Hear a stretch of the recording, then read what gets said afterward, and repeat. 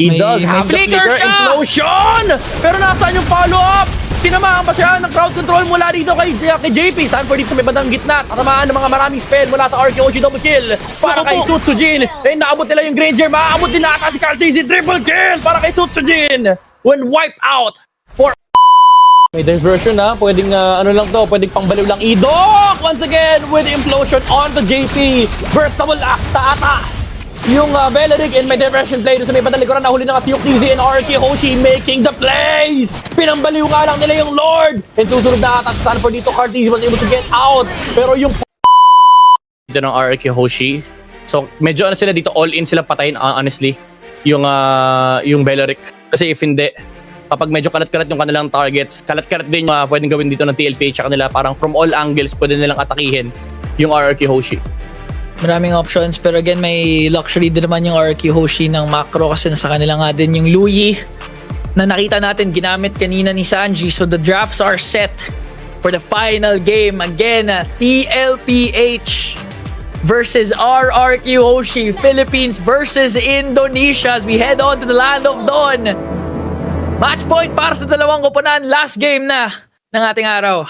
Yep, dito na magkakaalaman kung sino ba ang mas lamang sa kanilang dalawa and also kung sino ang hindi dadaan ng last chance qualifiers. Oo. At kung sino din naman ang haharap sa Outer Ego dahil group A ng TLPH in the early game. napauwi ni Sanford kaagad yung thumbs ni Dairen, pero parang si JP nga ata ang unang tutumba. First blood ni Sanford itong si Dairen. At least nakaisa siyang nakamiss ng isang wave itong si Dairen, pero ngayon sinisimula na nga ng TLPH ang turtle fight. Ito na yung electrifying beats, pero kay Cartesi pa rin mapupunta ang unang turtle. Si Sanford nagwawala dun sa likod laban sa dalawa. Ginamit na nga din yung diversion para makatakas at maka-exit naman ng RQ Hoshi. Pero ito na yung momentum na sinasabi mo. Sobrang in control ang TLPH ngayon. Mukhang mabibigyan nga nila dito si Sanford with a good diversion play. Makakaisa nga ba? Pero ayun, 4 laban sa isa. Tutumba si Sanford. So far, RQ Hoshi, kahit papano ay nakakahanap sila ng ways to just get the kills. Pero yung objective talaga na mamatay dito sa Sujin, hindi niya makukuha yung pagong si Cartesi pa rin makakuha ng third and ito for Team Liquid Philippines. And disengage agad for TLPH. Pero si Dairen napasobra ata ng lakad. Tutumba pa nga ata. Yung tamos, damage enough ba? It is gonna be enough with the help of Sanji and TLPH. Oh, so may bottom lane, Yukizi napahamak, pero may purify pa rin naman yung Granger, and there is the dash to be able to escape. Tignan mo si Sanford mismo, kasama si Cartesi, ay kasama si Sanji, looking for a perfect play. Ito na nga yung internal guard. Nilapag na nga, pero si Cartesi pa rin yung kumuha ng final kill with the Queller. Naka-ready kagad. Naka-ready lagi yung TLPH. Kumbaga, walang opening na binibigay dito yung TLPH, pero yun lang, nakaharap ng opening. Si Sanford mismo yung gumawa para sabi niya, sige, ito na, inyo na to. Binigyan ng opening. Pero Sanji, pero si Idok, gaharap ng pwesto dito sa may bandang likuran. He does have the flicker implosion! Pero nasaan yung follow-up?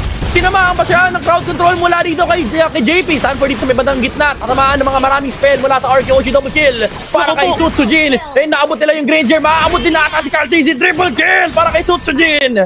When wipe out for RQ Hoshi. Maniac pa nga ang nakuha dito ng Joy. na-activate na. Sutsujin is on the roll. King Sutsujin with a magnificent maniac. Yung akala natin hindi na sila makakontest for that Lord. Amazing play set up by Idok. Implosion mula sa likod. Although nakaset up si JP with the Wrath of Dryad, ang problema, hindi nila na-lockdown kung saan nanggagaling yung joy ni Sutsujin.